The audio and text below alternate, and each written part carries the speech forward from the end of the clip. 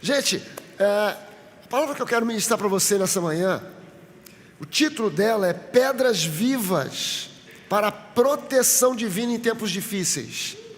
Quantos aqui reconhecem que nós estamos vivendo num período, num tempo, numa era muito difícil? Gente, se você, como eu, já está beirando ou já passou, está rodando 60 anos de idade, você está em torno disso, nós somos uma geração que viu as maiores mudanças no mundo em toda a história. Essa é a geração que viu mais mudanças no mundo inteiro em toda a história. Nós somos uma geração que nasceu num século, viveu em outro. Nasceu num milênio, está vivendo em outro. Nós vimos a comunicação migrar de telefone. Para fazer uma chamada internacional, você tinha que fazer uma chamada para uma telefonista, que tinha que te conectar com uma outra telefonista no outro país, para te conectar com a pessoa, e agora você vai simplesmente no WhatsApp e você fala com quem está em Marte. Nós nós inventamos a ecologia e o amor e o cuidado com a natureza. A nossa geração é uma geração que viu tantas mudanças, o Flower Power. Nós vimos o nascer e o morrer da banda, vivendo num tempo de grandes incertezas, de grandes inseguranças, aonde sequer as pessoas sabem a sua própria identidade, aonde as pessoas estão duvidando de quem elas são de fato. Elas olham no espelho e não se reconhecem. Aconteceram, nós vimos coisas que até o diabo duvidava, mas que aconteceram. E nós estamos vivendo num período, num tempo de grandes incertezas, de grandes dificuldades, em termos econômicos, em termos sociais, em termos relacionais. Nós estamos vivendo num tempo de muitas dificuldades. Eu vou ler com você aqui um trecho de uma epístola de Pedro, a primeira epístola de Pedro. Se você tem a sua Bíblia de papel, ou a Bíblia, a primeira epístola de Pedro, se você tem a sua Bíblia de papel, ou a Bíblia eletrônica, abra em 1 Pedro capítulo 1. Se você não tem Bíblia na sua mão, nem de papel nem eletrônica, a gente vai projetar aqui os versículos para você acompanhar, mas eu vou fazer uma leitura relativamente extensa, e talvez eu vá interrompendo aqui de vez em quando para dar para você uma explicação sobre esse texto aqui, que nós vamos ver de 1 Pedro capítulo 1, começando no versículo 3, e depois eu vou do versículo 3 até o 19, depois a gente vai ao capítulo 2, e vamos ler mais alguns versículos do capítulo 2. E olha só, 1 Pedro capítulo 1, versículo 3, em diante, começa dizendo assim: Pedro escrevendo à igreja, uma igreja perseguida, uma igreja que estava passando por grandes aflições, um grupo que estava passando por muita perseguição. Essa turma aqui era uma igreja que estava dispersa. Essa carta não é uma carta para uma igreja local, como se fosse epístola para a nova igreja da Barra da Tijuca. Não, uma epístola para todas as novas igrejas espalhadas pelo Brasil, em Atlanta. Era uma circular, como são as epístolas de Hebreus em diante. Todas as epístolas de Hebreu, até o livro de Apocalipse, são circulares, são epístolas escritas não para uma igreja, mas para uma comunidade de cristãos, que eram judeus convertidos, mas que estavam passando por grande perseguição, que estavam espalhados pelo norte da África, pelo sul da Europa, pelo Oriente Médio, pelo norte da Europa, em alguns lugares do norte da Europa, e esse pessoal estava sofrendo grande perseguição por parte, em especial, do governo romano. E aí Pedro escreve para eles duas epístolas, que são epístolas sobre vencendo as aflições, as lutas e as perseguições através da graça. Eu já vi muitos pastores descartando as epístolas de Pedro, dizendo: não, o que interessa para nós são as epístolas de Paulo, essas epístolas de Tiago, Pedro pode jogar no lixo, sem saber que, na verdade, a epístola ou as epístolas de Pedro são epístolas que falam sobre graça, graça em meio ao sofrimento, graça em meio às lutas, graça em meio às incertezas, graça em meio às dificuldades, graça em tempos difíceis, vivendo a graça em tempos difíceis. E aqui no capítulo 1, no versículo 3, ele começa dizendo assim: bendito seja o Deus e Pai de nosso Senhor Jesus Cristo, que segundo a sua grande misericórdia. Essa palavra misericórdia, aqui eu quero lembrar a você que quem está escrevendo isso aqui é um judeu de nascença, convertido ao cristianismo, mas criado dentro de uma cultura judaica, escrevendo para pessoas convertidas a Cristo, mas também criadas e educadas dentro de uma cultura judaica.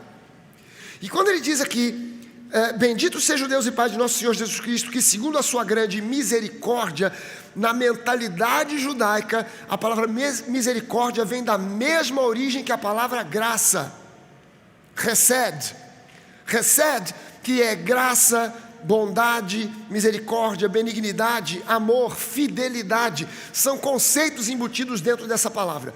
E ele diz aqui que segundo essa grande graça, essa grande misericórdia, essa grande bondade, benignidade do nosso Deus, Ele nos regenerou. Regenerar, gerar novamente, novo nascimento. Ele nos regenerou para uma viva esperança. Nós fomos regenerados, nascidos de novo, não para a desesperança, não para o desespero, mas para uma viva esperança. Há muitos crentes hoje vivendo em desesperança, em desespero, mas nós fomos regenerados para vivermos em uma grande esperança. Infelizmente, em muitas igrejas isso não tem sido ensinado. E as pessoas vivem em depressão, em angústia, medo e ansiedade. Mas nós fomos regenerados para uma viva esperança. Nós 4 pelo menos entendemos isso. Em muitas igrejas há pessoas vivendo em desesperança, desespero, angústia, depressão, medo, ansiedade. Mas nós fomos nascidos de novo. E quem é nascido de novo aqui diga amém. Nós somos regenerados, nascidos novamente em Cristo, transportados das trevas para a luz. Nós fomos levados de um reino de trevas para um outro reino, que é o reino do Filho do seu amor. E nesse reino nós somos regenerados para uma viva esperança. E a maior esperança que deve haver no coração do crente não é que amanhã o problema se resolverá, não é que amanhã eu prosperarei. Isso tudo está prometido, isso tudo é parte da nossa herança, mas o top, o que está por cima e que dá todo o tom da nossa esperança é o arrebatamento da igreja. Há uma viva esperança. Nós não estamos nesse mundo para toda a eternidade. Nós temos um destino eterno que é em Cristo. E se Ele não voltar, não vier buscar a sua igreja amanhã ou depois, pode ter certeza que vai haver um dia onde Jesus virá buscar a sua igreja. A partir desse dia, 7 anos correrão de tribulação e grande tribulação, para que então o anticristo se manifeste, haja um fuzuê danado nesse mundo. Se você acha que está ruim hoje, na grande tribulação vai ser muito pior, mas nós não estaremos aqui. Porque a igreja será arrebatada e tirada desse lugar. Antes, nós não vamos ver a cara do anticristo. Eu não estou interessado em saber quem é o anticristo. Por quê? Porque se o anticristo, tantas identidades já eram para o anticristo. Não, o anticristo é o Obama. Não, o Obama saiu. Não, é o Trump saiu. Não, o anticristo é o Papa. O anticristo é o Macron, presidente lá da França. Eu não quero saber quem é o anticristo. Eu queria que você enchesse a sua boca e dissesse comigo assim: o anticristo. Não, mas diga com vontade: o anticristo que se lasque. Não estou nem aí para quem ele é. Por quê? Porque o nosso Deus é maior. O nosso Jesus é maior. O Espírito Santo é maior. E Ele habita em nós. E nós somos regenerados por uma viva esperança, mediante a ressurreição de Jesus Cristo dentre os mortos.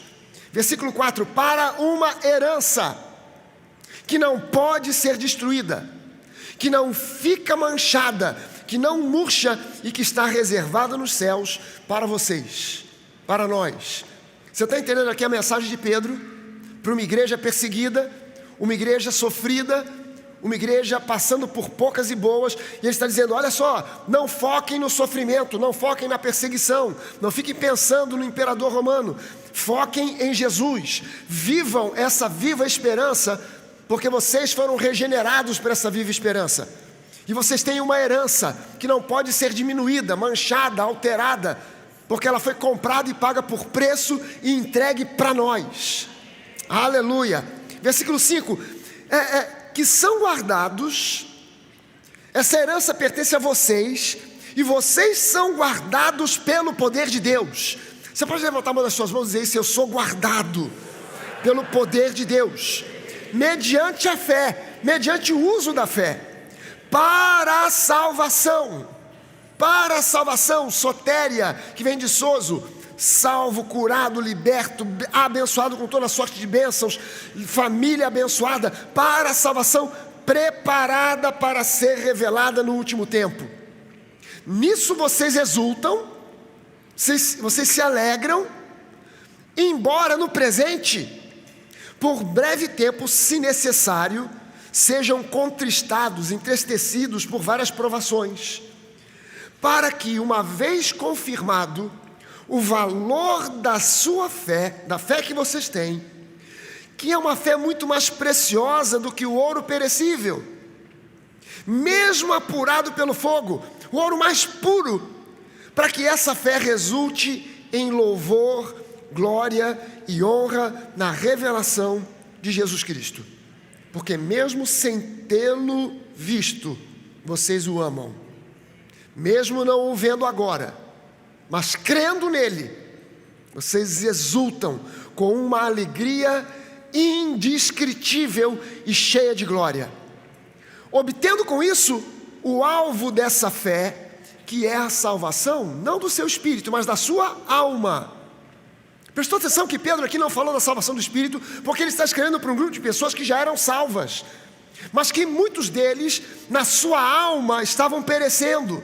Na sua alma, nos seus sentimentos, nas suas emoções, estavam indo para o buraco, por causa de uma forte perseguição. E ele diz: a fé de vocês é muito mais preciosa do que o ouro que vocês poderiam ajuntar, do ouro que foi suprimido de vocês. A fé de vocês é muito mais preciosa do que a grana, do que a casa, do que os bens, ou do que qualquer outra coisa que você possa possuir. E essa fé, se colocada em prática, ela vai resultar em glória. Ela vai resultar em glória. No final das contas, vocês vão obter a salvação. Se você exercitar essa fé, você vai obter a salvação da sua alma, a restauração da sua alma.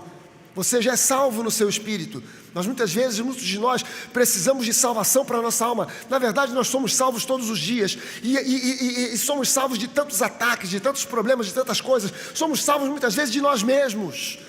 E nós precisamos de ver a nossa alma sendo restaurada, porque quando olhamos para os tempos difíceis, quando olhamos para as dificuldades econômicas e financeiras, quando olhamos para a situação daquilo que ouvimos e vemos na sociedade, para a política, os políticos, quando olhamos para a situação do mundo, quando olhamos para a possibilidade de guerras, de destruição em massa, quando vemos tudo o que vemos à nossa volta, quando vemos que falta emprego, que nós estamos saindo de uma pandemia, que estamos vivendo um tempo difícil, isso afeta a nossa alma. Mas Pedro está dizendo: vocês têm que focar na herança que vocês têm, exercitar a fé que vocês possuem, porque essa fé é mais preciosa até mesmo do que o ouro depurado pelo fogo.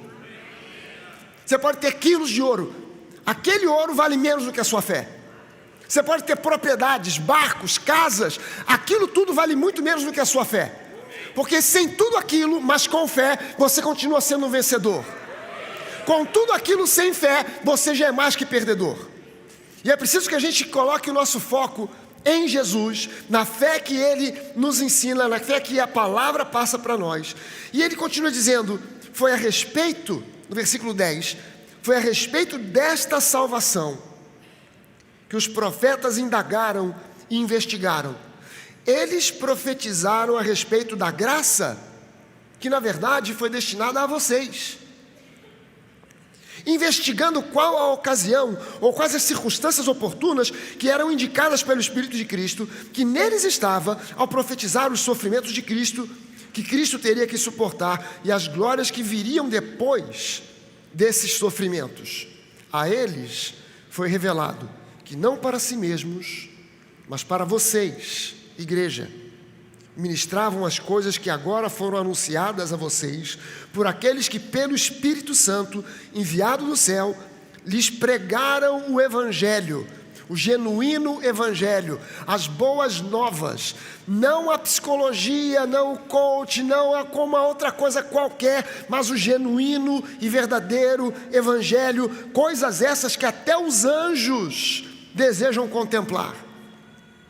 Por isso, preparando o seu entendimento, a sua inteligência, a sua mente, preparando o seu entendimento, sejam sóbrios. Sobriedade é o oposto do desespero. Sejam sóbrios e esperem inteiramente na graça. E esperem inteiramente, não parcialmente, mas esperem inteiramente na graça que lhes está sendo trazida na revelação de Jesus Cristo. Então, como filhos obedientes, não vivam conforme as paixões que vocês tinham anteriormente. Prestou atenção no que Pedro está dizendo aqui. É um convite que ele está fazendo para a igreja. Portanto, como filhos obedientes, não vivam conforme as paixões que vocês tinham anteriormente, quando ainda estavam na ignorância. Pelo contrário, assim como é santo aquele que os chamou, sejam santos vocês também em tudo, não em algumas coisas, mas em tudo o que vocês fizerem, porque está escrito: sejam santos porque eu sou santo. E se vocês invocam como Pai aquele que sem parcialidade julga segundo as obras de cada um, avalia, você consegue entender que as nossas obras não nos salvam, mas que as nossas obras revelam a nossa salvação? As nossas obras não nos conduzem para o céu, mas as nossas obras revelam o que está dentro do nosso coração, o que está no nosso interior. Então Deus nos avalia. Quando Ele olha, Ele vê as nossas obras, é uma comprovação da real vida que estamos vivendo. Aquilo que você faz revela o grau de paixão que você tem por Jesus, o grau de conexão que você tem por Ele, a maneira como você se comporta no dia a dia revela o grau de intimidade que você tem com Jesus, o grau de proximidade, de entendimento que você tem da palavra, de maturidade que você alcançou. Vivam então em temor durante o tempo da peregrinação de vocês. Pedro está dizendo que esse período de tempo que a gente tem nesse mundo é apenas uma peregrinação, sabendo que não foi mediante coisas perecíveis, como prata ou ouro, que vocês foram resgatados da vida inútil que os seus pais lhes legaram. Caramba! Mas pelo precioso sangue de Cristo, como de um cordeiro sem defeito e sem mácula. Eu vou pular para o capítulo 2 agora, no versículo 1. E Pedro continua dizendo: portanto, abandonem toda maldade, todo engano, hipocrisia e inveja, bem como todo tipo de maledicência. E como crianças recém-nascidas, desejem o genuíno leite espiritual. Eu expliquei algumas semanas atrás aqui que esse termo leite espiritual, isso está mostrado para nós lá no livro de Hebreus, é o entendimento revelado no nosso coração a respeito da nossa justificação. Entendendo que eu fui justificado, significa que eu agora tenho um acesso à presença de Deus, do meu Pai, e eu vivo na presença. Eu não entro e saio, eu vivo na presença do meu Pai, sem nenhum medo de ser rejeitado, expulso ou consumido, porque eu fui justificado. Não há possibilidade de, estando eu hoje na presença do meu Pai, tendo sido justificado, de em algum momento, por alguma razão, esse meu Pai dizer: fora, Vai para fora, volta só daqui a um mês, ou quando eu te autorizar a voltar, porque você agora pisou na bola e tal, e eu saio, para então depois de alguma outra coisa, de alguma situação, pagar uma penitência, me reconciliar com a igreja, ou sei lá o que, eu então possa voltar para a presença do meu Pai. Não há nada que possa me tirar da presença do meu Pai. Não há nada que possa remover você da presença do seu Pai Celestial. Absolutamente nada. Absolutamente nada que possa fazer com que Ele olhe para você e diga: olha, já te dei muitas chances, agora e você vira um pó de cinza, um monte de cinza na frente do trono de Deus. Não, porque você agora tem que ter o entendimento da sua justificação. Quando você entende a sua justificação, as suas obras, o seu comportamento, a sua manifestação nesse mundo vai se alterando de dia a dia. Enquanto você não entende plenamente a sua justificação, não é que você ainda não entrou na presença plena de Deus. Você já está na presença dEle, mas você ainda se comporta como uma pessoa imatura espiritualmente. E Deus, Ele te acolhe, Ele não te rejeita, mas Ele espera que você creia, para que Ele possa te avaliar e ver que as tuas obras agora, o teu comportamento, a tua manifestação nesse mundo é cada vez mais compatível com o caráter de Jesus. Porque esse é o objetivo, que nós cresçamos. Então ele diz: como crianças recém-nascidas, desejem o genuíno leite espiritual, o entendimento, a revelação da nossa justificação em Cristo, para que por ele, por esse leite, pela justificação, lhes seja dado crescimento para a salvação, para a vida abundante que Ele tem para você nesse mundo, se é que vocês já têm a experiência de que o Senhor é bom, de que o Senhor é bondoso. Essa é a primeira coisa que a gente precisa entender. Deus é bom, não há nele sombra de maldade, não há sombra de malícia ou de maldade em Deus. De vez em quando a gente ouve alguns pastores falando algumas coisas, fazem alguns comentários que querem jogar na conta de Deus alguns problemas que a gente vive. E aí lá, eu estava lá pregando nessa conferência lá na Hilson, lá em São Paulo, e eu disse o seguinte: não tente comparar Deus com o seu pai terreno. Quem aqui é pai e mãe? Olha só, não tente comparar Deus com você. Você encontra o seu filho soltando pipa perto de uma linha de alta tensão. Você avisa para ele: meu filho, não solte pipa aí, porque você pode tomar um choque e vai morrer. Aí no dia seguinte, ele continua lá soltando pipa do lado da linha de alta tensão. E você avisa novamente para ele: meu filho, não fica aí soltando pipa, porque se a pipa encostar naquele cabo de alta tensão, você vai tomar um choque de milhões de volts e você vai morrer. E no terceiro dia você volta e encontra ele soltando a pipa, você pega uma tesoura, vai lá e corta a linha da pipa. Deus não faz assim. Deus não faz assim. Deus, Ele começa a te mostrar os prejuízos de certas ações e atitudes que você possa estar fazendo, que podem te levar para coisas que você nem imagina, mas Ele espera que você tome a de largar a pipa. Que você tome a decisão de não soltar a pipa naquele lugar que é perigoso.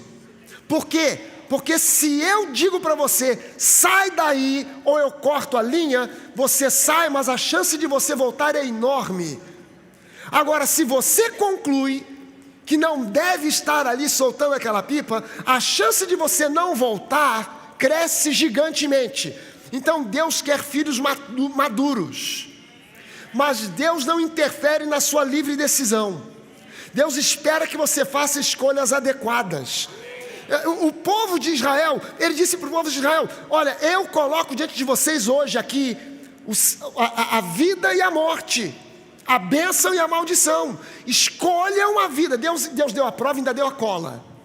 Escolham, pois, a vida, para que vocês vivam. Mas Deus não disse: vocês vão escolher porque eu vou levar para lá de qualquer jeito. Não, façam uma escolha. Façam uma escolha. Quando você escolhe errado, Deus sofre pra caramba, mas Ele não te obriga a fazer absolutamente nada. Ele respeita a tua decisão. Por isso há muita gente que se afasta da igreja, Mas a igreja não fecha suas portas, ela continua de portas abertas para que essa pessoa retorne, porque Deus está de braços abertos para recebê-la de volta. Ele só espera uma decisão de alguém que cresce e amadurece, que de repente vai soltar pipa na linha de alta tensão, e está tomando choque, um aqui, outro ali, outro acolá, e quando já está quase morrendo como filho pródigo, acaba voltando, e quando volta, Deus não disse, te falei, não avisei? Não, Ele te abraça, como o pai fez com aquele filho pródigo. Aleluia. Aí aqui no capítulo 2, ele começa dizendo, a gente leu até o versículo 3, se é que você já tem a experiência de que o Senhor é bondoso. Versículo 4, chegando-se a ele a pedra que vive, rejeitada sim pelos homens, mas para com Deus eleita e preciosa. Claro que ele está falando aqui sobre Jesus. Também vocês, como pedras que vivem. Gente, é impressionante como a Bíblia muitas vezes nos coloca no mesmo nível de Jesus. Eu sou a luz do mundo, Jesus disse, mas para nós ele também diz, vocês são a luz do mundo. Vocês são o sal da terra. E aqui agora Jesus é a pedra viva, a pedra angular, mas ele também diz que nós também somos pedras que vivem. Vocês são edificados, como pedras que vivem, são edificados casa espiritual para serem sacerdócio santo, a fim de oferecerem sacrifícios espirituais agradáveis a Deus por meio de Jesus Cristo. Pois isso está nas Escrituras. Eis que ponho em Sião uma pedra angular. E agora Pedro está citando algo do Antigo Testamento. Eis que põe em Sião uma pedra angular, eleita e preciosa, e quem nela crer não será envergonhado. Portanto, para vocês, os que creem, esta pedra é preciosa, mas para os descrentes, a pedra que os construtores rejeitaram, essa veio a ser pedra angular, e pedra de tropeço e rocha de ofensa. São estes os que tropeçam na palavra, sendo desobedientes para o que também foram destinados. Vocês, porém, são geração eleita, sacerdócio real, nação santa, povo de propriedade exclusiva de Deus, a fim de proclamar as virtudes daquele que os chamou das trevas para a sua maravilhosa luz. Antes vocês nem eram povo, mas agora são povo de Deus. Antes não tinham alcançado misericórdia, graça, bondade, mas agora alcançaram graça, bondade, benignidade, graça, misericórdia. Gente, todo esse texto de Pedro não é nada mais, nada menos do que um convite a um estilo de vida. Que estilo de vida é esse? A vida cristã genuína. A vida cristã genuína. Nós estamos vivendo num tempo de polarização, de radicalização de ideologias e filosofias. Nós não estamos mais vivendo num tempo onde se possa brincar de igreja. Agora quem é, quem não é, não é. Você não foi chamado para ficar na superficialidade. Você foi chamado para mergulhar de cabeça na graça, na palavra, em Cristo.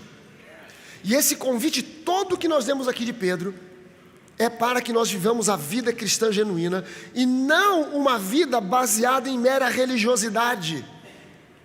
Quando eu falo para você de religiosidade, eu estou falando de alguém que tenta se relacionar com Deus com base na lei, com base em tradições, em doutrinas de homens, em ritos e rituais. Não é essa a vontade de Deus para nós. Eu vejo as igrejas entrando num caminho tão esquisito, de tanta esquisitice. Essa não é a vontade boa, perfeita e agradável de Deus para nós. Isso tudo é criancice. Eu vi um pastor ordenando os três ou quatro ajoelhados de cabeça assim, e o pastor com um vidro de azeite andorinha, jogando na cabeça do sujeito, e com um pedaço de pau na mão, dando nas costas do sujeito. Eu falei, o que é que isso quer dizer? O que é que isso significa? O cara jogando azeite e andorinha, eu falei, está temperando a salada, e a paulada está amaciando a carne. Deve ser criancice, infantilidade, mistura de antiga aliança com nova aliança. tentativa de trazer coisas do Antigo Testamento para dentro da igreja. Não existem doutrinas para nós da Antiga Aliança. Nós somos gente da Nova Aliança. A Nova Aliança é tão mais simples. Na Antiga Aliança, 613 mandamentos para decorar, conhecer e obedecer todos os dias. Na Nova Aliança, só 2: crer e amar. Acabou, fechou, é muito mais simples. Antiga Aliança, tipos, sombras. Nova Aliança, realidade. Na Antiga Aliança, eu sou um Deus bom, misericordioso, mas eu castigo o pecado dos pais nos filhos e nos filhos dos filhos até a 3ª e 4ª geração. Na Nova Aliança, das suas iniquidades eu tratarei agora com misericórdia, e dos seus pecados eu jamais me lembrarei. Gente, modificou geral e simplificou demais. Então, gente, também Deus não quer que nós vivamos uma vida paradoxal, você está entendendo? Não é simplesmente não viver na religiosidade, é não viver uma vida paradoxal, ouvindo o Evangelho, mas vivendo de acordo com os valores do mundo. Essa é uma outra complicação nas igrejas. Ouvem o Evangelho, mas no dia a dia vivem de acordo com os valores do mundo. 1 Pedro 2,5, nós lemos aqui, diz que nós somos pedras vivas, que são usadas por Deus para edificar uma casa espiritual, que Jesus é a pedra principal, a pedra angular, a pedra que dá o sustento a toda essa construção. E quando ele fala sobre isso, Pedro está fazendo uma referência ao livro de Neemias. O livro de Neemias, se você nunca leu, eu te aconselho a dar uma lida nesse livro durante a semana. É um livro curto, você não vai ficar perdido para achar. Ele fica logo depois de 2 Crônicas. Então você pega aquela sequência, né? 1 Samuel, 2 Samuel, 1 Reis, 2 Reis, 1 Crônicas, 2 Crônicas. Logo depois você vai achar o livro de Neemias. E o livro de Neemias é um livro muito interessante de ser lido, porque Neemias não nasceu em Israel. Neemias não nasceu em Jerusalém, ele nasceu na Pérsia. Ele nasceu na antiga Babilônia. Mas ele era um judeu.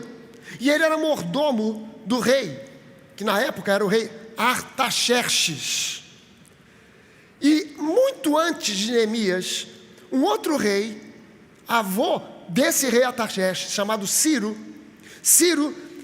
fez um decreto liberando. Você sabe que o povo de Israel passou 70 anos cativo na Babilônia.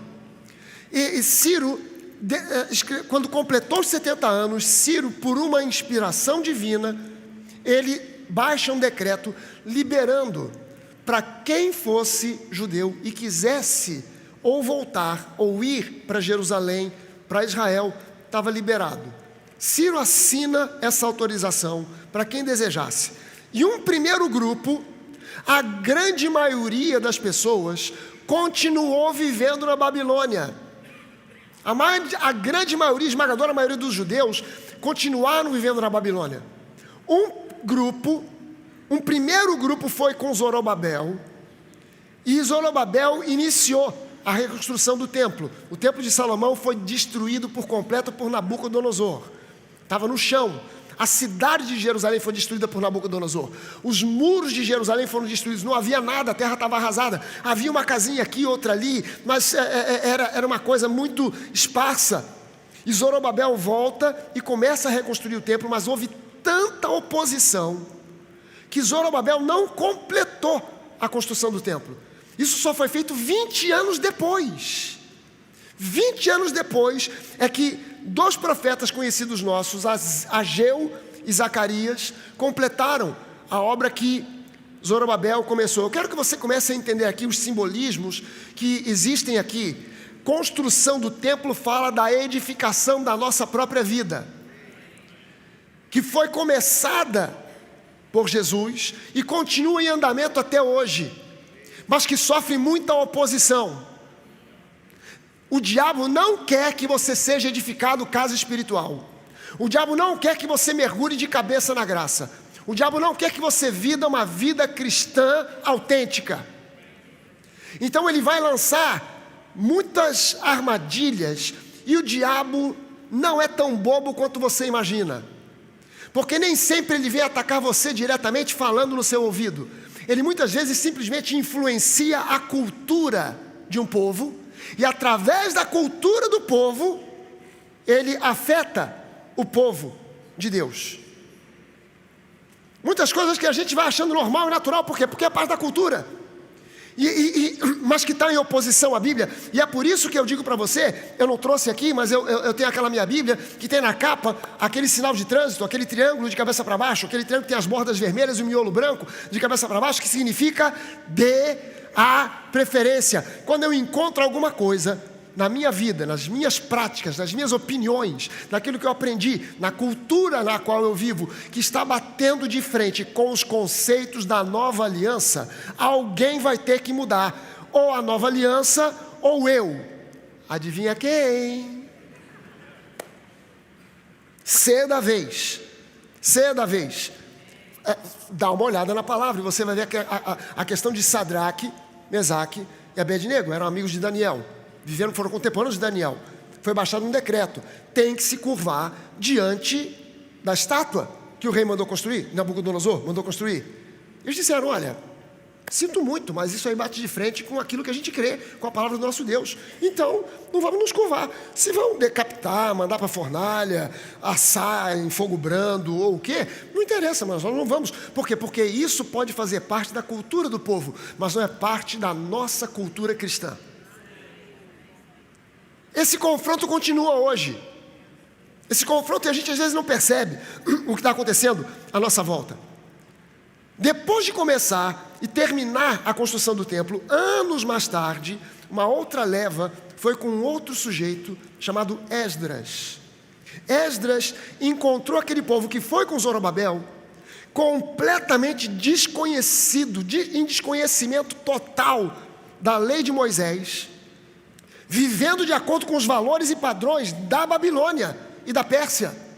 Eles não estavam na Babilônia, eles estavam em Jerusalém, ainda uma Jerusalém arrasada, ainda não uma Jerusalém reconstruída. Eles estavam em Jerusalém, mas os valores que eles viviam não era com base mais na Torá, mas com base na cultura babilônica e na cultura persa. Você vai associando aí os simbolismos que existem nessa história. Você está em Jerusalém, a Jerusalém celestial, mas eu quero saber qual é a cultura que você está vivendo hoje. É a cultura do reino, ou você ainda está muito mais inclinado para a cultura da Pérsia, da Babilônia, do que para a cultura da palavra? Esse povo estava completamente desligado das coisas de Deus. E Esdras, ele dá início a uma restauração. Ele se tornou o primeiro professor bíblico da sua época e o primeiro escriba. Ele começou a fazer cópias. Se Esdras não tivesse feito isso, a Bíblia não teria chegado até nós hoje, porque ele era o único sujeito na face da terra, no seu tempo, que ainda conhecia a palavra. E ele começou a fazer cópias. Foi o primeiro escriba. E ensinar o povo. A Bíblia diz que ele reunia o pessoal debaixo de uma grande árvore e começou a ensinar a palavra de novo àquele povo que tinha voltado com ele para Jerusalém. Os que retornaram então com Zorobabel e com Esdras totalizavam mais ou menos umas 50 mil pessoas. Essas 50 mil pessoas eram chamadas de remanescente. O que isso significa para nós hoje? Deus sempre acaba tratando e lidando com um remanescente, porque a maioria do seu povo se deixa aculturar e vive uma outra coisa que não é a vida cristã genuína, mas vive uma vida com uma cultura misturada de coisas do mundo e cristianismo. E eu vou explicar para você já já o que isso significa, para que você entenda. E essa é uma questão muito peculiar. Essa é uma questão peculiar. A gente deve ficar na Babilônia ou a gente deve migrar para Jerusalém? O que você acha? Vamos continuar na Babilônia ou vamos migrar para Jerusalém? Ninguém nem responde, que já sabe que o pastor Fragalha é cheio de pegadinha. Mas na verdade é preciso que a gente entenda que na nossa questão como diante da nova aliança, para aquele povo era uma escolha, preto ou branco, Babilônia ou Jerusalém. Mas para nós, na verdade, no dia a dia natural, nós devemos estar na Babilônia, no mundo. Deus não quer você isolado. Deus não quer você distante das pessoas desse mundo, porque você é luz do mundo. E não se acende um candeeiro para botar debaixo de uma cama, mas para botar na janela para iluminar tudo à sua volta. Então Deus te quer no mundo, e embora no nosso espírito nós estejamos morando na Jerusalém celestial. Você está entendendo que hoje para nós é uma posição extremamente flexível. Nós estamos no mundo, mas não somos do mundo. Mas nós somos cidadãos da Jerusalém celestial. Agora a gente tem que fazer uma decisão. Quem vai influenciar quem? Eu vou iluminar ou o mundo vai apagar a minha luz? De dentro de mim devem fluir rios de água viva. Mas do lado de fora existe um mar. Mar, no significado bíblico, sempre fala a respeito do mundo, da cultura do mundo. Agora presta só atenção numa coisa. Um rio sempre flui de dentro da terra para fora, mas o mar sempre flui de fora para dentro da terra. Não é isso que fazem as marés e as ondas, tentando sempre entrar por terra dentro? Mas o rio nunca faz assim. O rio sempre flui no sentido contrário. Aonde vai estar a força maior? Na maré do mundo ou no fluxo do rio de água viva? São as águas que fluem de nós que vão invadir o mar, ou é o mar que vai invadir o rio e contaminar esse rio? É uma pergunta que a gente tem que fazer. É uma pergunta que a gente tem que se lembrar.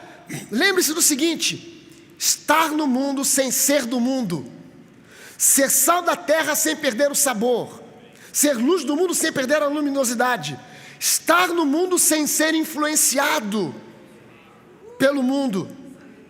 Mas aquele remanescente estava residindo numa cidade sem muros. E naquele tempo, uma cidade sem muros era uma cidade que não valia nada. Era uma cidade pequena. Normalmente eram os pequenos povoados que não tinham muro. As grandes cidades, como Jericó, como Jerusalém, nos tempos antigos, tinham as suas muralhas. Mas entenda bem uma coisa: depois de uns 13 anos da chegada de Esdras, primeiro Zorobabel, depois vem Esdras, cerca de 13 anos depois de Esdras, vem Neemias. E Neemias veio justamente para reconstruir os muros, porque uma cidade sem muros era um ambiente onde o inimigo facilmente poderia entrar e arrasar com tudo. Você está entendendo aqui que você e eu, como parte da cidade santa do nosso Deus, precisamos estar numa cidade murada, não num povoado aberto onde o inimigo entra e sai a hora que ele quer? Peraí, nós 4 entendemos, graças a Deus. Você está entendendo que nós estamos no mundo, mas não somos do mundo? Então nós precisamos de ter uma muralha à nossa volta que nos proteja da invasão do inimigo, para que ele não fique entrando e saindo para lá e para cá a hora que ele quiser. Agora, Neemias chega para reconstruir os muros, mas eram muros de proteção e não muros de isolamento. Diga comigo assim: muros de proteção. Então eram muros de proteção, não eram de isolamento. Por quê? Porque isolar uma cidade num muro é condenar essa cidade à morte.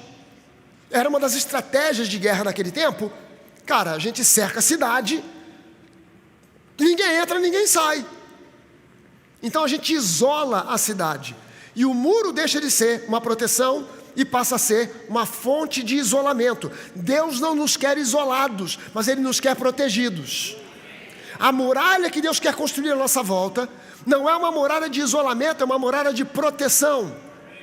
E assim como Neemias reconstruiu aquela muralha, nós precisamos, muitos de nós talvez aqui, precisem construir muralhas que ainda nem foram construídas, e outros precisam reconstruir muralhas que já foram derrubadas.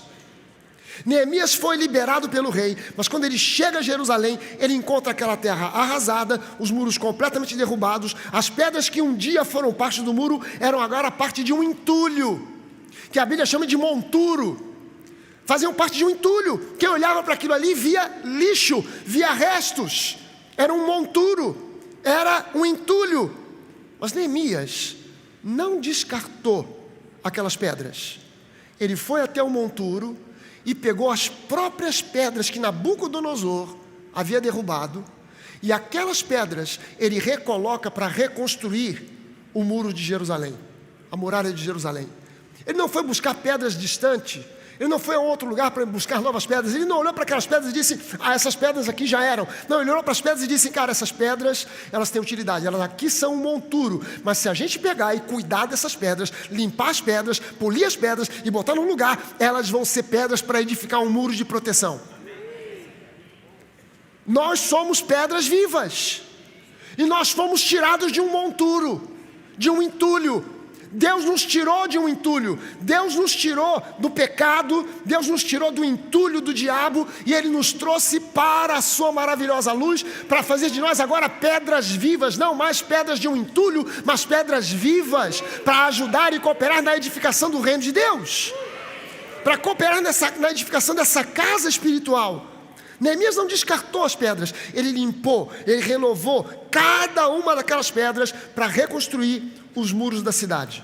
Agora lembre-se, nós somos pedras vivas, e como pedras vivas, nós precisamos cooperar com Deus para edificar essa cidade espiritual que é a Jerusalém Celestial, que é o reino de Deus, que é a vida abençoada que Ele nos concede pela graça. E a construção dessa cidade começa pela construção do muro. Ele não começou construindo as casas. Se você ler o livro todo de Neemias, as pessoas normalmente só associam Neemias à construção ou reconstrução dos muros. Mas se você ler o livro inteiro, você vai ver que Neemias passou anos e anos e anos em Jerusalém, sem voltar para a Babilônia, sem voltar para a Pérsia, reconstruindo também as casas, reconstruindo também outras estruturas, como teatros e etc. e tal. E a construção dessa cidade, é claro, ela começa pelos muros. Primeiro eu faço a proteção, depois eu edifico as moradias. Lembre-se disso, é um muro e não de isolamento. É um muro Quando Neemias reedificou os muros de Jerusalém, para fazer isso, ele designou chefes de família. E cada família construiu uma parte do muro. Ele construiu cada pessoa, cada chefe de família, cada cabeça, cada príncipe ou principal de família, foi responsável por convocar a sua própria família para reconstruir uma parte do muro. Então Neemias foi dando designações, olha, você constrói essa parte, você constrói aquela, você mais aquela outra, e em 52 dias, eles reconstruíram toda a muralha de Jerusalém, tempo recorde, ainda mais para aquele tempo, que não tinha trator, não tinha guindaste, em 52 dias. E você tem que ver o tamanho das pedras, porque as pedras originais do muro não eram simplesmente pedrinhas, eram pedras mais ou menos do tamanho, e algumas maiores do que essa caixa de subwoofer aqui, daqui para mais. E sem trator, sem guindaste, esses homens reconstruíram, e cada chefe de família convocou a sua família, foi convocado por Neemias para convocar a sua família, para cada um reconstruir uma parte do muro. Ninguém foi responsável por reconstruir o muro inteiro. Havia um coordenador, havia um chefe, havia um cabeça, que era Neemias, mas cada um reconstruiu uma parte. Todos nós aqui temos por cabeça e chefe Jesus, mas nós somos responsáveis por construir a nossa parte do muro. Cada um de nós aqui é responsável por construir uma parte do muro. E se todos nós fizermos isso, como Paulo diz, segundo a justa cooperação de cada um de nós oferecendo os seus dons, talentos e etc., a gente reconstrói esse muro rapidinho. O pastor sozinho não consegue reconstruir esse muro sozinho, como Neemias não conseguiria. 2 ou 3 famílias, eles conseguiriam em anos. Mas num tempo recorde de 52 dias, foi preciso a cooperação de muitas famílias. Agora ouça só o seguinte, você que é cabeça de uma família, seja você um homem, seja você uma mulher, se você é o cabeça de uma família, é você que vai determinar o ritmo dessa edificação. É você que vai determinar, não exigindo ou cobrando que todo mundo da família se envolva, mas dando o exemplo. Eu li uma estatística nessa conferência que eu fui na Hilson, eu li para eles uma estatística. quando crianças vêm à igreja, 7% das famílias acabam acompanhando. Quando as mulheres decidem vir à igreja, 13% das famílias acompanham. Mas quando o cabeça de um lar decide vir à igreja, 92% das famílias acompanham. Você está entendendo que na sua mão existe um poder de uma decisão que pode afetar gerações que vem adiante? Você já deve ter ouvido o testemunho da pastora Denise, a minha esposa, de uma família, os pais dela, o pai dela tinha 11 irmãos, com ele era o 12º, ele era o mais velho, e uma das irmãs era extremamente endemoniada, e os pais não sabiam o que fazer, já tinham procurado todo tipo de auxílio, todo tipo de ajuda, e um dia um vizinho que era crente, foi lá e orou por aquela jovem, o demônio foi embora, a família se converteu inteira, e o avô da minha esposa disse, todo mundo agora vai para a igreja. Não foi uma coisa assim, olha, vai ser legal, a gente for. Não, a garotada toda, vai todo mundo, mulher, hoje é domingo, bota aí aquela roupa caprichada, passa o meu terno, vamos lá, criançada, todo mundo se veste, estamos indo para o culto. Você está entendendo que não dá para você ficar, como diz e dita a cultura desse mundo, por uma criança de 5 anos, filhinho, vamos para a igreja, eu quero não, mãe, então não vamos, não pode contrariar a criança, vai vir pendurado pelas orelhas, por quê? Porque ainda não está em idade de decidir. Pastor, mas o senhor não sabe, meu filho tem 16 anos, peraí, quem paga as contas dele, ainda é você? Então vai para a igreja.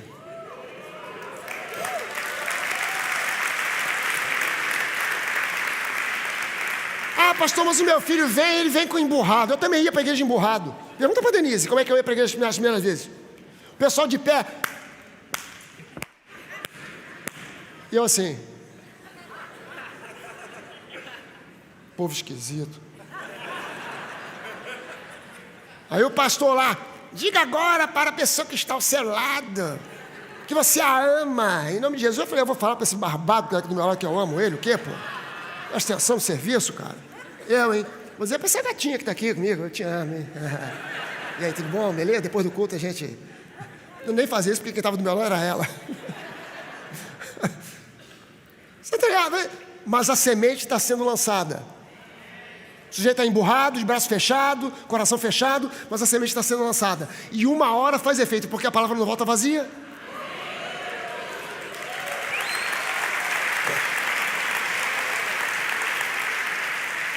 Eu não preciso cobrar que a minha família venha à igreja. Eu não preciso forçar nada, mas eu preciso dar exemplo. Eu preciso dar exemplo. Então vamos começar a ver. Na verdade tudo isso foi a introdução, agora vai começar a mensagem. Mas, aleluia, vamos começar a ver como é que esse muro de proteção é edificado. Como é que a gente edifica esse muro de proteção? Primeira coisa, são 10. Não, 15. Não, 20. Não, são só 4. Primeira coisa, o primeiro patamar desse muro é o amor ágape. Sem amor, eu seria apenas uma filosofia a mais no mundo. Sem amor, eu seria apenas uma religião a mais no mundo. Sem amor, eu seria como um símbolo que retine. Eu não serei melhor do que um coach, do que um filósofo, do que um animador de programas, mas quando eu entendo que o amor ágape é a essência, é o fundamental, é a base, aí existe um diferencial, aí existe uma diferença. Jesus nos ensinou que nós seríamos reconhecidos como seus discípulos através do amor que nós tivéssemos uns pelos outros. João 13:35, Jesus diz com todas as letras e com toda clareza: nisto conhecerão que vocês são meus discípulos, se vocês tiverem amor. Ele não disse, nisso vocês conhecer que vocês são meus discípulos, se vocês souberem pregar bem, citando versículos aqui, ali e acolá, se vocês decorarem algumas passagens bíblicas, se vocês frequentarem uma igreja e adotarem toda a tradição da igreja. Não, vocês vão ser conhecidos como meus discípulos se vocês tiverem, antes de mais nada, em primeiro lugar, depois virão outras coisas, mas em primeiro lugar, antes de qualquer coisa, se vocês tiverem amor uns pelos outros. Amar o próximo implica em aprender a perdoar. Amar o próximo implica em aprender a ser generoso. Amar o próximo implica em aprender uma série de coisas. Então, em primeiro lugar, vem a base do amor. Depois vem outras coisas que nos fazem sermos reconhecidos como os discípulos de Jesus. Mas sem amor as outras coisas não funcionam. Não servem. É preciso que em primeiro lugar venha o amor. Lembre-se que o muro de Jerusalém primeiro foi construído. Depois as casas e toda a cidade. E essa é a base para a construção da graça e da fé. O amor. Você não exercita a graça sem amor. Você não pode exercitar fé sem amor. O apóstolo Paulo fala sobre isso. A graça é um subproduto do amor. A graça só é graça porque o amor é incondicional. Se o amor fosse condicional, a graça deixava de ser graça e virava esforço, virava uma outra coisa qualquer. Se o amor fosse condicional, caramba, se você fizer, então está tudo certo. Não, é graça. Graça é favor imerecido, mas o favor só é merecido porque o amor é incondicional. Então eu preciso entender esse amor incondicional, porque amor incondicional perdoa, amor incondicional restaura, amor incondicional dá novas chances. O amor incondicional funciona de um jeito diferente. Então, a construção desse muro de proteção começa dentro da nossa casa. Dentro da nossa casa. Você não pode ser gracioso com os amigos e legalista com a sua família. Você não pode ser fiel aos seus amigos e infiel à sua esposa. Não dá para você ser perdoador com os de fora e carrasco com os de dentro da sua casa. Não dá para você ser generoso com pessoas estranhas e avarento, mão de vaca, mão de porco, não sei qual é o bicho, com os da sua casa e com a sua igreja. Infelizmente, esse comportamento esquizofrênico tem caracterizado muitos crentes. São uma coisa lá fora, outra aqui dentro. Esse comportamento esquizofrênico caracteriza muitos crentes nos dias de hoje. Isso só demonstra o quão descaracterizada da sua real identidade a igreja tem estado. A igreja desconhece a sua natureza. A maioria dos crentes simplesmente desconhece quem eles são em Cristo, o que eles possuem em Cristo, o que eles podem em Cristo. Simplesmente desconhecem. Então a primeira base para esse muro ser um muro firme é o amor ágape. Ainda que você não concorde, diga amém, porque tem poder no amém. Segunda base, segunda coisa, se eu quero edificar esse muro de proteção, não é um muro de isolamento. Eu ouvi alguém dizendo para mim que foi numa igreja pelas redondezas aí, a convite de um amigo que ia ser ordenado pastor. Então, em homenagem ao amigo, foi lá. E uma das coisas que ele ouviu e que deu vontade de levantar e ir embora foi o pastor dizendo: eu me recuso a sentar com gente do mundo até para tomar um café. Aí eu falei: cara, isso não é uma igreja, é uma seita, é um culto. Culto não, no americano que fala um cult, é uma seita. Não é mais uma igreja cristã, porque está construindo muros de isolamento e não de proteção. Eu recebi um pessoal aqui alguns meses atrás, que vieram de São Paulo. Aliás, eu encontrei com 2 pessoas lá fora, que estavam vindo de Brasília só para assistir. Gente, você reclama que mora longe, o pessoal veio de Brasília para assistir o culto. Cadê elas duas? Aqui. Então, também aqui na frente. Legal. Pastor, eu não vou à igreja porque eu moro muito longe. Moro no Recreio. Vou orar para Deus te transferir para Brasília. Aí tu vai ver o que é longe. Gente, uma segunda coisa, uma pedra para estar viva e ser eficaz na reconstrução desse muro de proteção, precisa estar firmada nos valores da moral bíblica.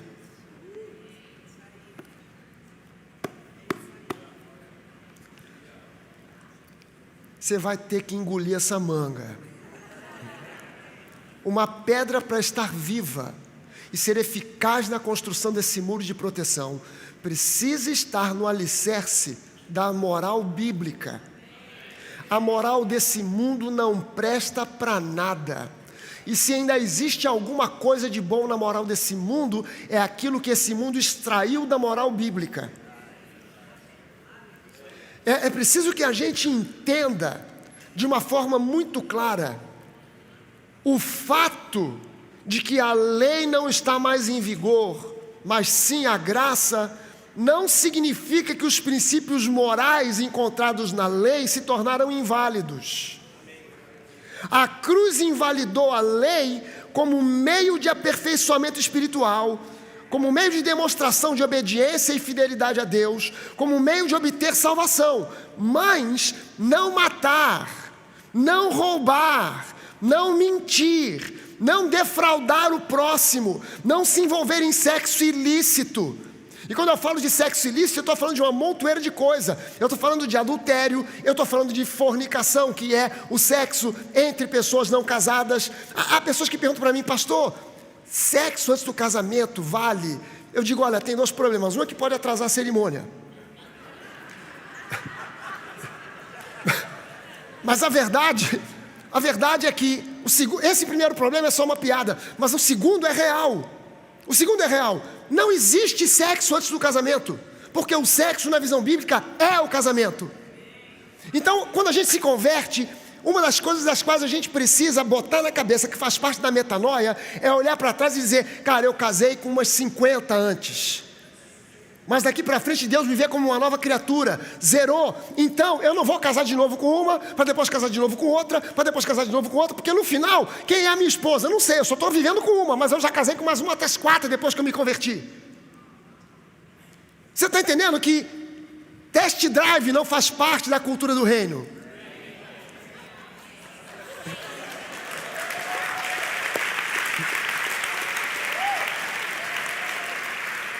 Pastor, mas como é que a gente vai saber se a gente se dá bem na cama?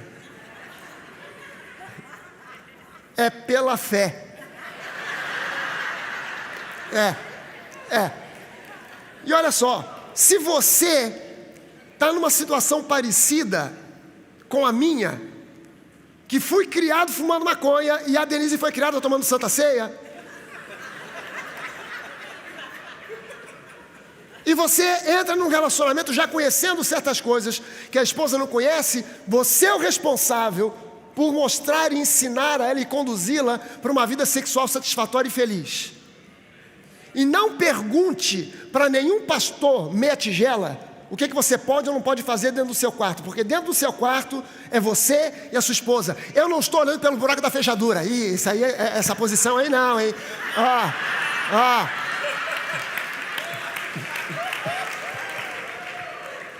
Meu querido, se você tem aquelas coisas de fantasia sexual, você quer comprar uma roupa do Batman,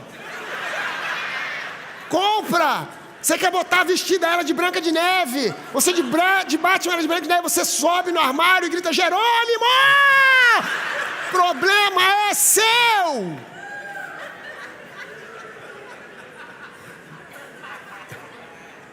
Aqui nesse livro tem muito pouca coisa explicando esses detalhes, você está entendendo? Deus ele fala de uma forma curta, grossa e direta.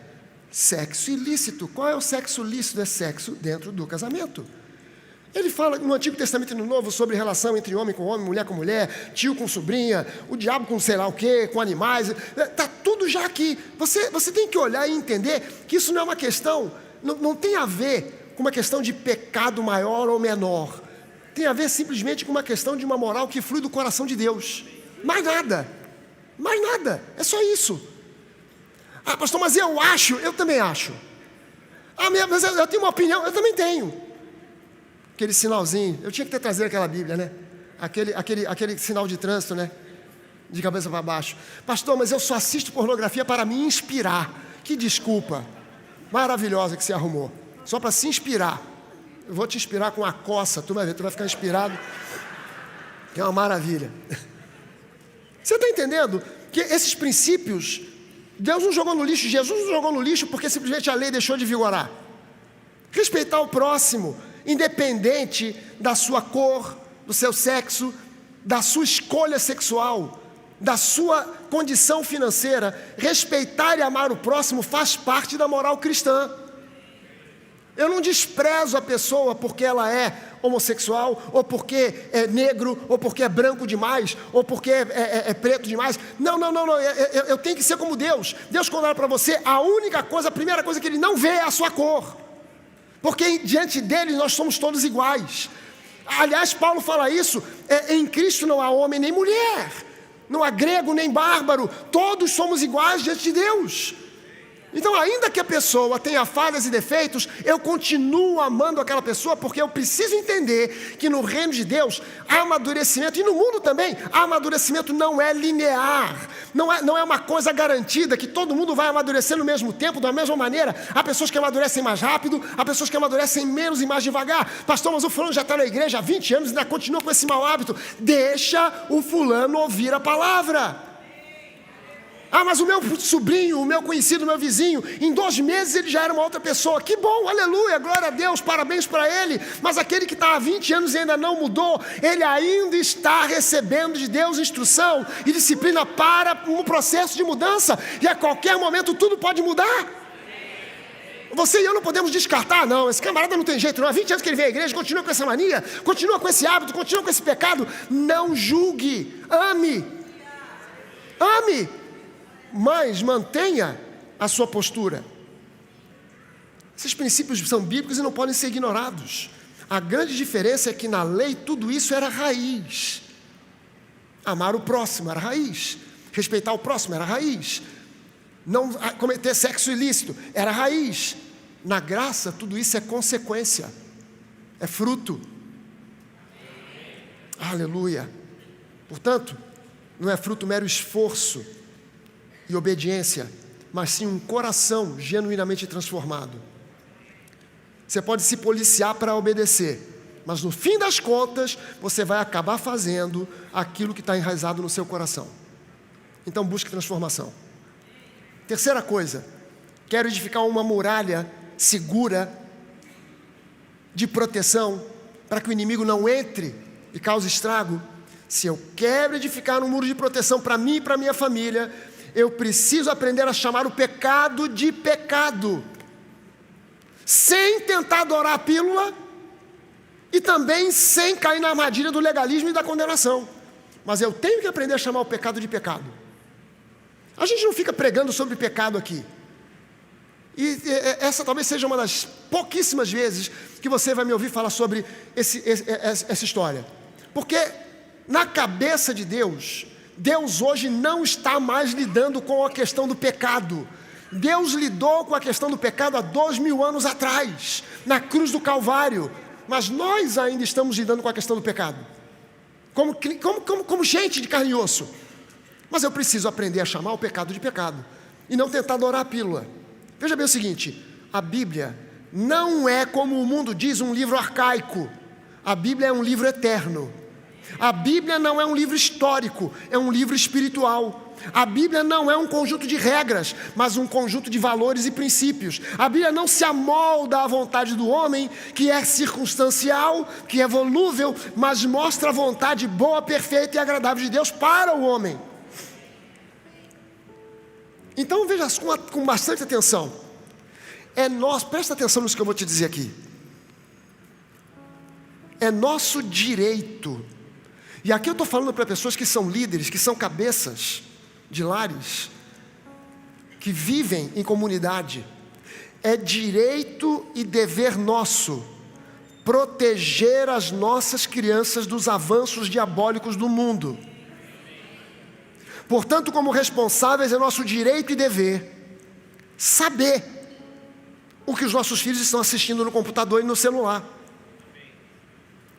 Não posso entregar um treco desse na mão da criança e deixa lá o dia inteiro porque distrai e não me dá trabalho. Eu tenho que conferir. Peraí, o que você está assistindo? Deixa eu ver.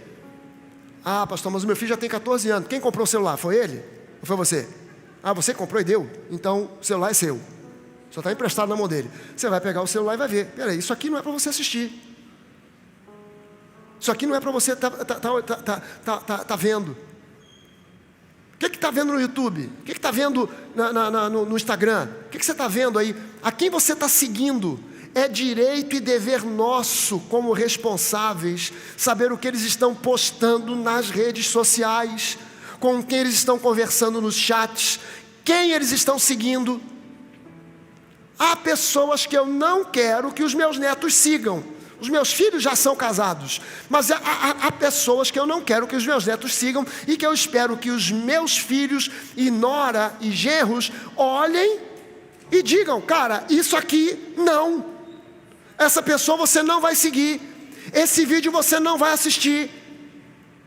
É preciso que a gente tenha esse discernimento, sabe? Saber com quem eles estão conversando. Você sabia que existem jovens hoje sendo cooptados, sendo aliciados por facções criminosas através da internet, na Barra da Tijuca, em São Conrado, em Ipanema, em Leblon, nos condomínios de alto padrão?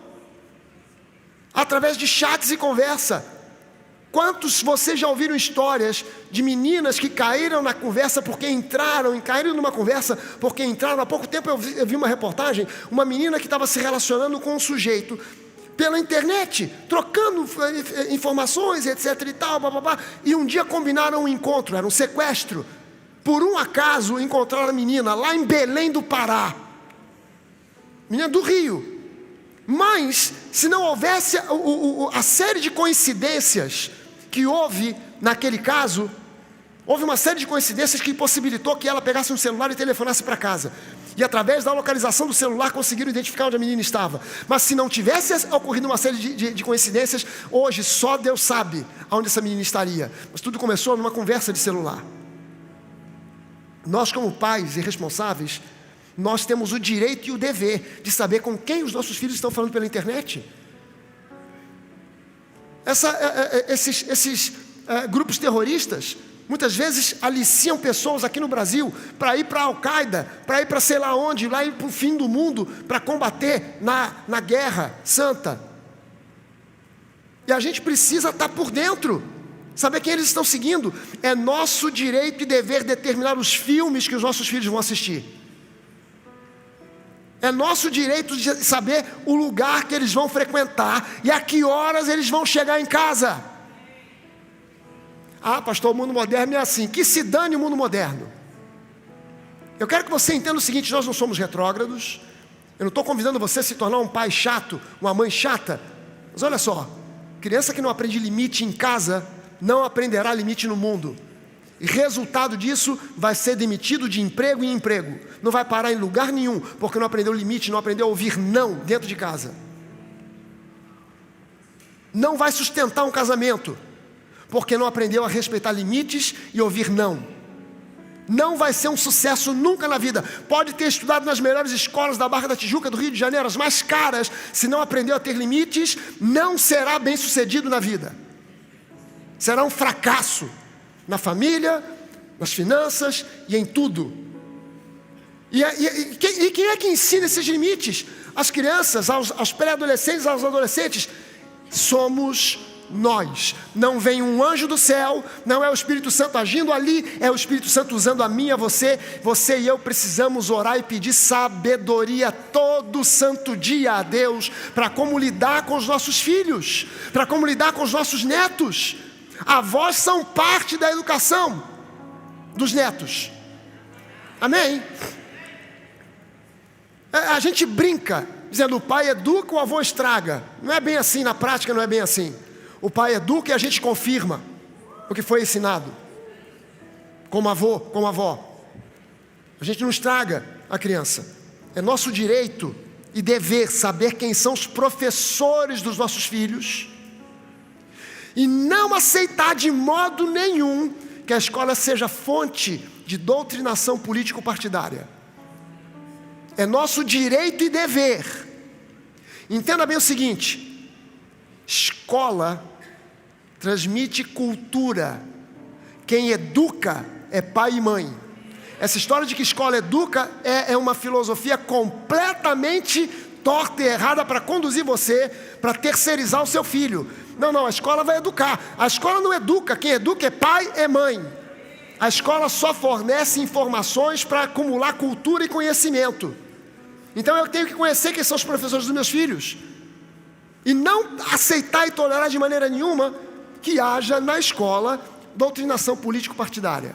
Eu sei que isso tem sido levado a um ponto extremo. E muitas vezes há pessoas que ficam com suspeita de tudo quanto é professor. A maioria dos professores brasileiros são professores excelentes, que não estão fazendo esse tipo de coisa. Mas existe uma raça enfurnada ali dentro, no meio dos professores, que é uma raça podre, que quer ensinar doutrina de esquerda para as nossas crianças. E nós precisamos saber quem eles são e não permitir que eles ensinem para os nossos filhos.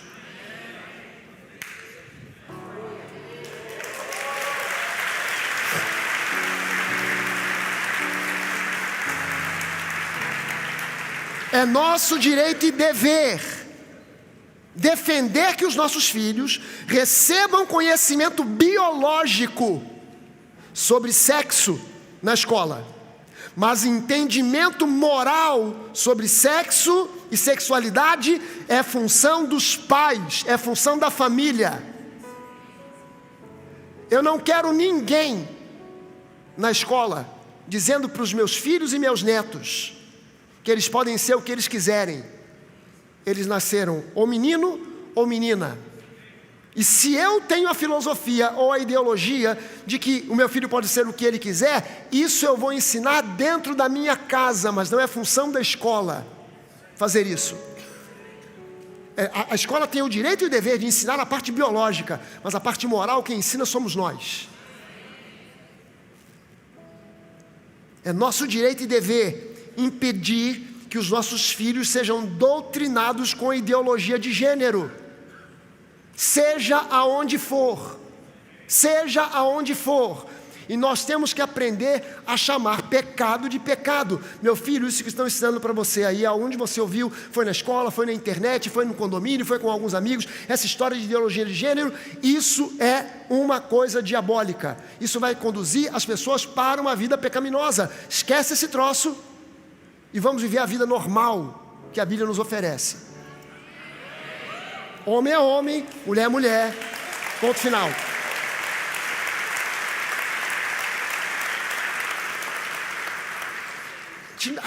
A nova igreja, a gente não tem nada, não confunda, pelo amor de Deus, ideologia de gênero, que é uma questão que vem de uma doutrinação política, não confunda isso com a questão homossexual. A Bíblia fala com toda clareza no livro de Gênesis: juntar-se-ão homem e mulher e formarão uma só carne.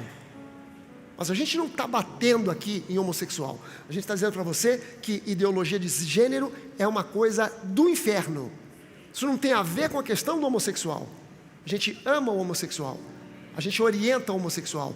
A gente não fala do púlpito sobre isso. A gente chama a pessoa, conversa com a pessoa, se ela quiser orientação, se ela quiser ajuda, a gente conversa com a pessoa. A gente tem pastores e pastoras capacitados para isso. Não pense que isso está jogado ao vento. Nós temos todo o cuidado de saber quando a pessoa se identifica como tal, para que nós possamos endereçar, amar e ajudar. Isso não está jogado como muita gente imagina. Aliás, eu estou falando nem tanto para você, estou falando mais para o pessoal que acompanha na internet, porque tem uns idiotas que de vez em quando falam umas coisas que a gente precisa dar uma resposta na cara, na lata, porque infelizmente eles não têm a coragem de falar na nossa cara. Eu teria a coragem de falar na cara, mas o cara não vem. Mas não vem porque sabe que eu sou meio estourado. E às vezes a gente sai do espírito, entra na carne, sai da carne, entra no osso, e aí já era. Nunca, jamais caia na armadilha do legalismo. Mantenha-se firme na decisão de amar. Você sabia que na Bíblia não há lugar nenhum dizendo que Deus odeia o pecado, mas ama o pecador? Já ouviu essa? Deus odeia o pecado, mas ama o pecador. Onde é que está escrito isso? O mais próximo que tem escrito é uma vez no Antigo Testamento, no livro de Salmos, e uma vez no livro de Hebreus, que diz que Deus odeia a iniquidade. Ele ama a justiça, mas odeia a iniquidade. O que Deus está dizendo? Ele ama a justiça, mas não gosta de ver balança pesando com 2 pesos e 2 medidas. Ele Ele não está falando que odeia o pecado, embora nós saibamos que Deus não tem prazer nenhum no pecado. Então nunca mais diga isso para ninguém. Ah, fulano, mas Deus odeia o pecado e ama o pecador. Porque quando o pecador, seja ele quem for, ouve isso, o que ele ouve é: Deus te odeia. Há uma diferença entre aquilo que você diz e aquilo que você quer dizer. E às vezes a pessoa não percebe. Tem um pastor aí criando uma confusão na internet, porque dizem que ele quis dizer outra coisa, mas o que ele disse transmitiu uma outra mensagem, diferente do que ele diz, aquilo que ele queria dizer. Deu para entender? Mas se ele é um homem de púlpito e não sabe dizer o que ele quer dizer, desce do púlpito, abre uma lojinha para vender sandália havaiana, que ele vai fazer mais benefício do que ficar no púlpito falando besteira.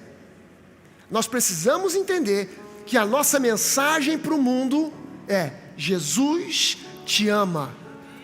Transformação na vida daquela pessoa, seja ela um ladrão, um bandido, homossexual, heterossexual, o que for, transformação na vida dela é a cargo do Espírito Santo de Deus e não do pastor ou da congregação.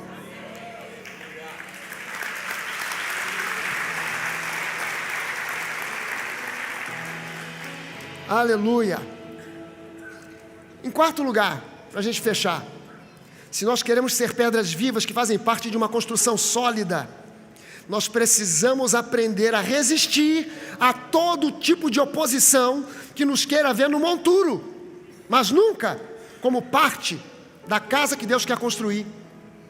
Sabe, Neemias teve muita oposição durante toda a construção do muro de Jerusalém. Essa oposição foi liderada por um sujeito, por 3 caras. Um deles era o cabeça: Sambalate, Tobias e Gesem. O nome Sambalate, olha só que interessante. O nome Sambalate significa ódio dissimulado, ódio disfarçado. Já viu aquela cena num filme em que 2 pessoas se odeiam, mas por uma questão social tem que se cumprimentar e até se abraçar? Aí eles se abraçam, e quando se abraça, o outro fala assim: tomara que morra. Aleluia. Ódio disfarçado, ódio dissimulado, era o nome de Sambalate. Mas o nome Tobias significa o Senhor é bom, e o nome Gesem significa chuva. É o nome da chuva serôdia, a chuva dos últimos tempos, Geshem. Sambalate representa o ódio dissimulado que o mundo nutre contra a igreja. Governos, uma parte corrompida da sociedade desse mundo estão sempre com medo do avanço da igreja, dificultando esse avanço para o seu próprio prejuízo. Por quê? Porque quando a igreja avança, o lugar onde ela se estabelece prospera, a criminalidade cai, a violência diminui. Mas, burramente, governos dificultam a chegada da igreja. Uma parte da sociedade combate a igreja, não aceita a igreja. Ah não, você já ficou sabendo? Vão abrir uma igreja aqui na nossa vizinhança, vamos fazer um abaixo-assinado para entregar na prefeitura, para não permitir abrir uma igreja aqui. A sociedade que faz isso está cometendo um ato de suicídio, porque onde a igreja se estabelece, a prosperidade chega. Onde a igreja é combatida, a maldição se estabelece. Tobias, o nome Tobias, que significa o Senhor é bom, é aquela porção da igreja que deveria se juntar com os Neemias da vida, que estão edificando o muro, mas acabam se deixando influenciar pelo espírito de Sambalate e criticam aqueles que querem edificar. E essa é uma das principais formas de combate à obra de Neemias. A obra de construção do muro era o escárnio, a zombaria. Sabe o que eles diziam? Vai construir esse muro? Muro vagabundo. Uma raposa qualquer que suba nesse muro vai derrubar o muro. Shhh. Vocês não são nada. Vocês estão pregando esse negócio de graça? Shhh. Hipergraça, como estavam dizendo. A hipergraça. Nós pregamos exatamente isso.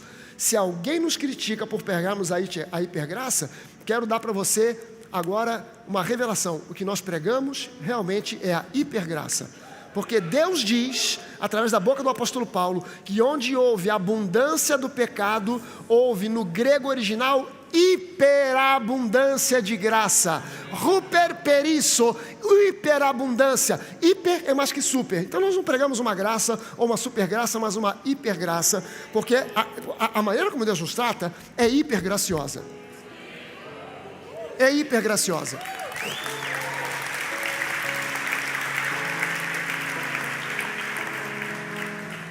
Gezen, ou Geshem, significa chuva, é a parte da igreja que devia estar orando pelo progresso, para que Deus derrame chuva de avivamento, mas desviada pela influência dos sambalates da vida, prefere ficar criticando e zombando dos construtores. São pessoas que querem um muro de isolamento e não um muro de proteção. São os religiosos que criticam, que se fecham e dizem: eu jamais me sentaria com um incrédulo para tomar um café. Esse pessoal está pregando a hipergraça. Esse pessoal é da turma do Geshem, influenciados pelo sambalate, um ódio dissimulado. Nós não somos nem de um lado nem do outro, nós somos de Deus. Amém? Meu convite para você, eu não estou na sua casa para te vigiar, para saber o que você vê ou deixa de ver, mas eu te convido a ser muito seletivo para ver aquilo que você assiste no YouTube, porque tem pregação que não acaba mais, e tem gente que acaba sendo influenciado pelo espírito de Sambalate, de Geshem, de Tobias, sem saber, porque está ouvindo certos lugares que nem devia estar ouvindo. Talvez nós devêssemos ser como certos pastores de certas igrejas que dizem, não pode ir na nova, se eu souber que foi na nova, fica na disciplina, fica sem tomar ceia 6 meses. A gente não proíbe você de ir a lugar nenhum, você é livre, mas não use da sua liberdade para se emburrecer, use da sua liberdade para crescer. Lamentavelmente tem pessoas que perguntam: pastor, quem são os pastores que aqui no Brasil você segue? Eu falo 0, nenhum, sigo ninguém. Eu tenho um relacionamento com o Pio Carvalho, eu tenho um bom relacionamento com o Pedro, tenho um relacionamento com o pessoal da Hilson, mas seguir para ficar assistindo o que prego e deixa de pregar, 0. Por quê? Porque a maioria, está mal. Nível intelectual está mal, nível de conhecimento bíblico está mal, nível de interpretação bíblica está péssimo. Então eu não sigo. Para quem que só segue?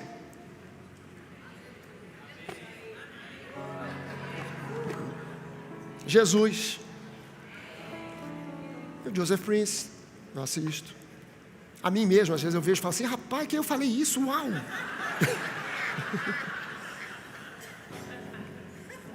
Gente, esses 3 personagens foram uma forte influência para muita gente do povo de Deus que deveria estar ajudando na reconstrução, mas que se tornaram críticos do trabalho de Neemias, causando divisão, se tornando uma fonte interna de oposição. Gente, quando a igreja se divide, o diabo tira férias. Quando a igreja critica a igreja, o diabo tira férias. Quando a gente começa a citar nomes e dizer, porque o pastor fulano é do diabo, porque o pastor Beltrano não sei o quê. Não, eu critico ideias, doutrinas, mas eu amo a todas essas pessoas que estão às vezes no erro, mas eu continuo amando porque podem estar no erro, mas são filhos de Deus. Estão no mesmo nível que eu em termos de filiação a Deus. Quando a igreja se divide e começa a implementar uma guerra interna, o diabo tira férias. Gente, vamos dar trabalho para o capeta. Vamos dar trabalho para o capeta? Vamos deixar ele atribulado? Vamos deixar ele com insônia? Vamos deixar ele com dor de cabeça? Vamos botar o diabo em depressão? Gente, o livro do Apocalipse mostra para nós que o problema daquelas 7 igrejas não era o diabo, eram doutrinas erradas. Conserta isso aí, era o recado de Jesus para cada pastor de cada uma igreja. Conserta, porque se você não consertar, eu venho e removo o teu ministério, removo o teu candelabro. Ele não está dizendo, eu vou tirar a sua salvação, mas eu tiro o teu candelabro, eu tiro o ministério. Por quê? Porque você está ensinando erro, você está permitindo erro, manipulação dentro da igreja. Você está permitindo desvio, judaizantes, você está permitindo gnosticismo, está permitindo um montão de coisa errada dentro da igreja. Ou você conserta. Jesus não disse em nenhum momento assim, você permitiu, o diabo fez um pacto com o diabo. Não, o problema daquelas igrejas não era o diabo. O nosso problema não é o diabo é um inimigo derrotado. Não tenha mais medo do diabo ou de demônios. Ah, pastor, mas eu já fui numa igreja que manifesta demônio pra caramba. Você quer que manifeste? Vai ser agora então. Não vou fazer isso. Você sabia que se eu começar a chamar aqui, manifesta?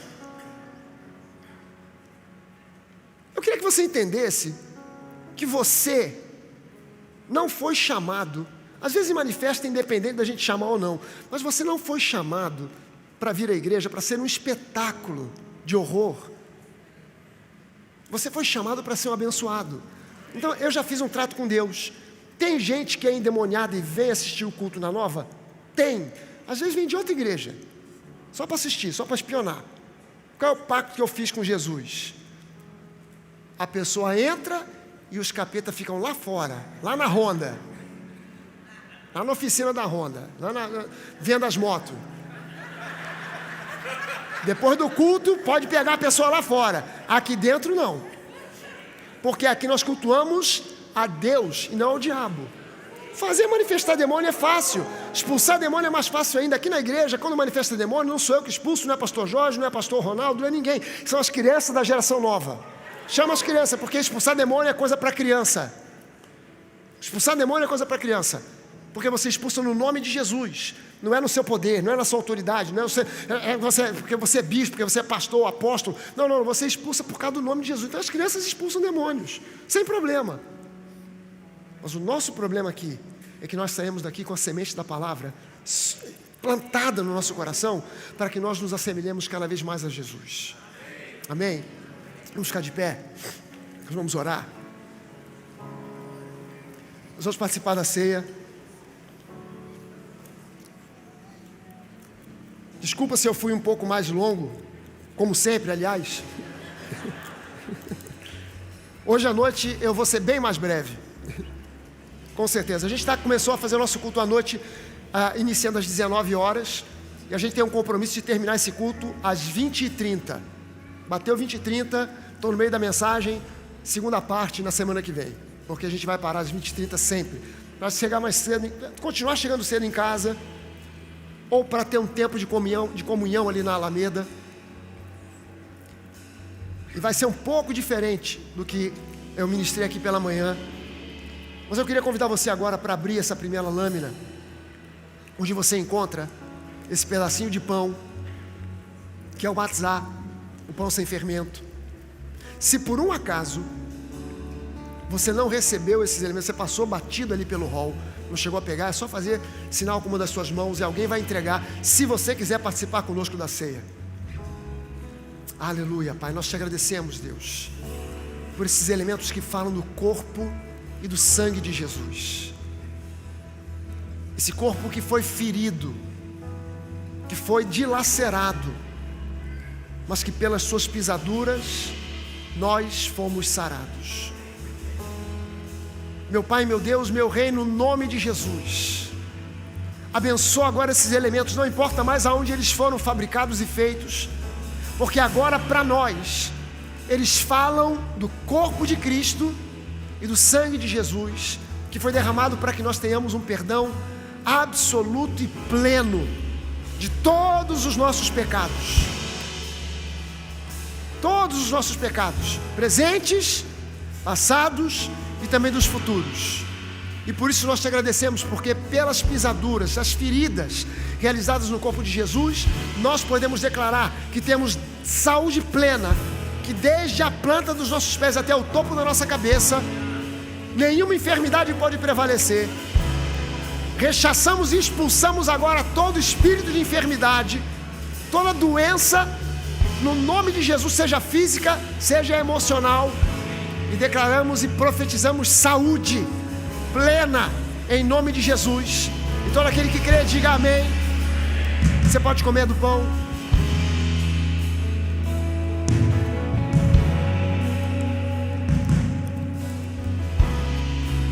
Abra agora o cálice. Olhe para esse cálice e dê graças ao Senhor, porque ele representa o sangue que foi derramado na cruz do Calvário há mais de 2000 anos atrás, para que você e eu tenhamos uma aliança que não pode ser desfeita, para que nós hoje possamos ser chamados de filhos amados e não mais de servos inúteis. Pai, nós te agradecemos em nome de Jesus por essa aliança firmada no sangue, o sangue do Cordeiro que tira o pecado do mundo. Muito obrigado pelas novas oportunidades, pela salvação, pela cura, pelos milagres, pelos livramentos, pela família que o Senhor tem nos dado, em nome de Jesus. Vamos beber do cálice.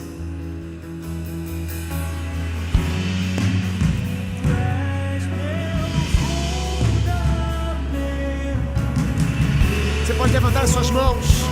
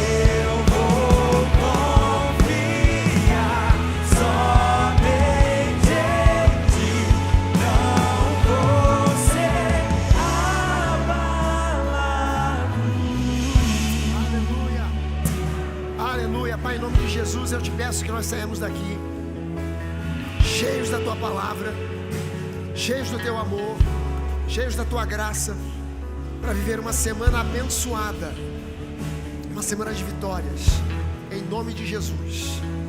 Saia daqui desse lugar abençoado, cheio do Espírito de Deus, para ver a vida abençoada que Ele planejou para você, em nome de Jesus. E todo o povo que crê, diga: você pode dar uma salva de palmas ao Senhor Jesus. Amém. Amém. Valeu, gente. Bom almoço, bom domingo. Deus abençoe. Valeu. Foi bom demais estar com vocês aqui nessa manhã. Você que é visitante, não deixe de procurar o nosso pessoal ali no hall. Queremos te presenciar lá no Nova Café. Deus abençoe. Valeu.